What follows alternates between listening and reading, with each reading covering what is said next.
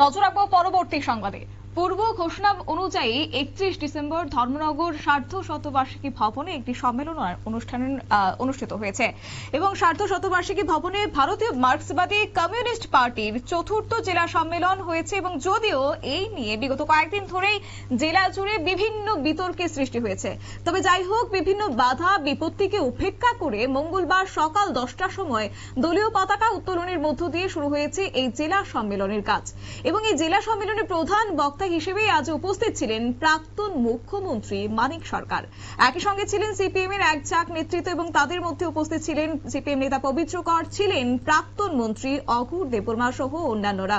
এবং মানিক সরকার যখন মঞ্চে বক্তব্য রাখছিলেন ঠিক সেই সময়টাতে বিভিন্ন বিষয় নিয়ে তিনি আলোচনা করছিলেন এবং তখনই দেখা গেছে যে কোনো রাজনৈতিক দলের ব্যানার ছাড়াই প্রায় 2 শতাধিক মহিলারা হাতে বিভিন্ন প্লেকার্ড নিয়ে মিছিল করে ধর্মনগর বিবেকানন্দ সার্ধ শতবার্ষিকীর ভবনের সামনে এসে তারা বিক্ষোভ দেখাতে শুরু করেছেন এবং তারা স্লোগান দিতে তাদেরকে শোনা গেছে যে গো ব্যাক মানিক সরকার, আমরা গরিব, রোজভ্যালির টাকা আমাদেরকে ফেরত দাও।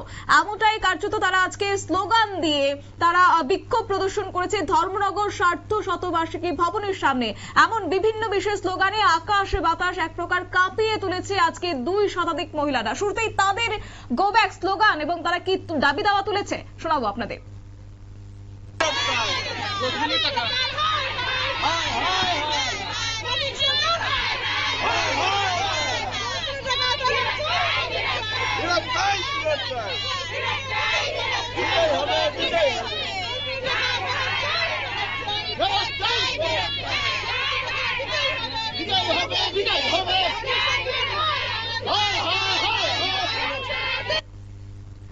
আপনারা শুনলেন মহিলাদের বিক্ষোভ এবং তারা গো ব্যাক স্লোগান দিয়েছে এবং সেই সঙ্গে তারা বলছে আমরা গরিব, মানিক সরকার, রোজভ্যালির টাকা ফেরত দাও। একরাশ ক্ষোভ উগরে দিয়ে তারা আজকে বিক্ষোভ প্রদর্শন করেছে ধর্মনগর শতবার্ষিকী ভবনের সামনে, যে সময়টাতে কার্যত সেখানে মঞ্চে ভাষণ রাখছিলেন প্রাক্তন মুখ্যমন্ত্রী মানিক সরকার। কর্মীদের উদ্দেশ্যে তিনি ভাষণ রেখেছেন এবং কি বলেছেন, ওনার কথাতে কি রয়েছে সেটা শোনাবো আপনাদের। তারাই মিছিল করবে, তারাই মিটিং করবে, তারাই সম্মেলন করবে, তাদেরই অফিস হবে, তাদেরই পতাকা থাকবে, তাদেরই ফেসবুক থাকবে, আর কেউ না। সারা দেশটাকে এরকম জায়গায় নিয়ে যাওয়ার চিন্তা করছে এক দেশ, এক নেতা, এক ভাষা, এক ধর্ম, এক কৃষ্টি, এক সংস্কৃতি। কি ব্যাপার? এটাকে ফেসিবাদ নয়। মুখে ভোট, ভোটের অধিকার নাই। মুখে গণতন্ত্র, এটা শাসক দলের জন্য শুধু গণতন্ত্র, বাকিদের জন্য স্বৈরতন্ত্র। এটার নামই হচ্ছে ফেসিবাদী। এটা নতুন পদ্ধতিতে তারা একদলীয় শাসন ভারতবর্ষের বুকে তারা কায়েম করতে যাচ্ছে, চাইছে। পারবে কিনা পরের কথা, ভারতবর্ষের মানুষ তাদেরকে এটা করতে দেবে আমরা বিশ্বাস করি না। কমে বিশ্বাস পাবো মানুষ প্রতিরোধ করবে। এটা গণতন্ত্র রক্ষা করতে হবে, সংবিধান রক্ষা করতে হবে। নানা মত, নানা ভাবনা, নানা চিন্তা, নানা দল, নানা ভাষা, নানা বক্তব্য, নানা কর্মসূচি আমরা আমাদের জীবনের অভিজ্ঞতার মধ্যে দিয়ে ঠিক করবো, কোন কর্মসূচি গ্রহণ করবো। আপনারা শুনলেন প্রাক্তন মুখ্যমন্ত্রী মানিক সরকারের বক্তব্য এবং একদিকে যখন মঞ্চে ভাষণ রাখছিলেন তিনি তখনই কার্যত বিক্ষোভ মুখরিত হয়েছে সেই পরিস্থিতি, যে ধর্মনগর শতবার্ষিকী ভবন রয়েছে সেই ভবন চত্বর। এবং গোটা বিষয় নিয়ে যাব, আমাদের সঙ্গে সরাসরি ধর্মনগর থেকে যুক্ত হয়ে গেছে রূপক দেবনাথ, আমাদের প্রতিনিধি। রূপক, কি জানতে পেরেছো শুরুতেই? সমস্ত বিষয়টা তোমার কাছ থেকে জানতে চাইবো।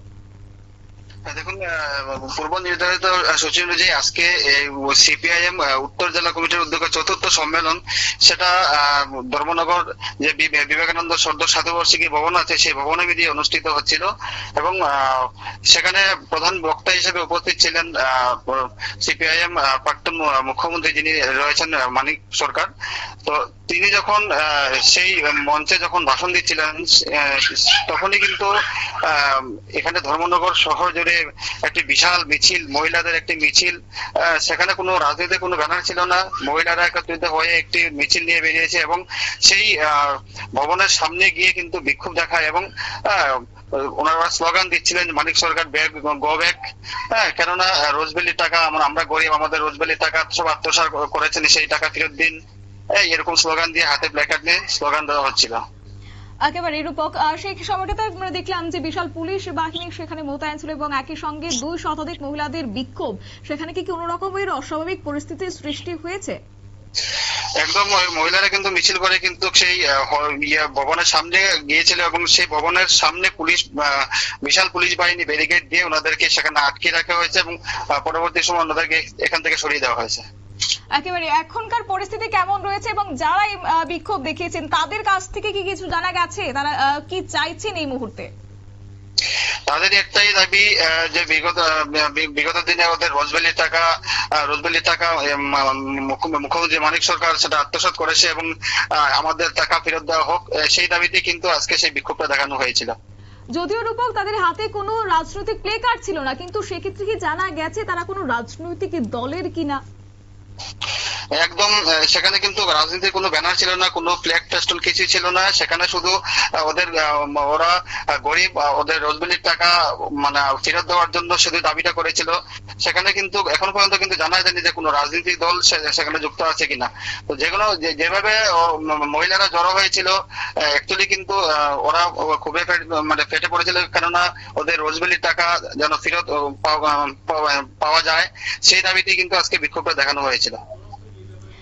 যদিও মানিক সরকারের উদ্দেশ্যে তারা আজকে সেই বিক্ষোভ দেখিয়েছে, তাহলে সেই জায়গায় যেহেতু প্রাক্তন মুখ্যমন্ত্রী উপস্থিত ছিলেন, উনি কি কোনো কিছু বলেছেন তাদের উদ্দেশ্যে, বা সিপিএম এর কোনো নেতারা যারা রয়েছিলেন উপস্থিত তাদের মুখ থেকে কি কিছু শোনা গেছে, তাদেরকে কি আশ্বাস দেওয়া হয়েছে?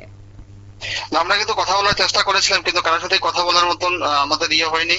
তো ওনাদের কাছ থেকে কোনো বক্তব্য উঠে আসেনি এখন পর্যন্ত। একেবারে রূপক, ধন্যবাদ।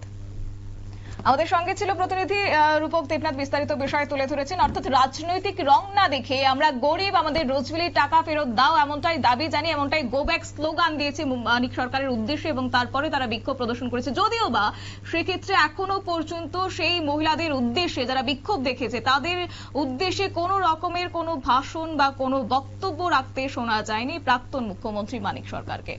নিয়ে নিচ্ছে ছোট্ট একটি বিজ্ঞাপন বিরতি, সঙ্গে থাকুন।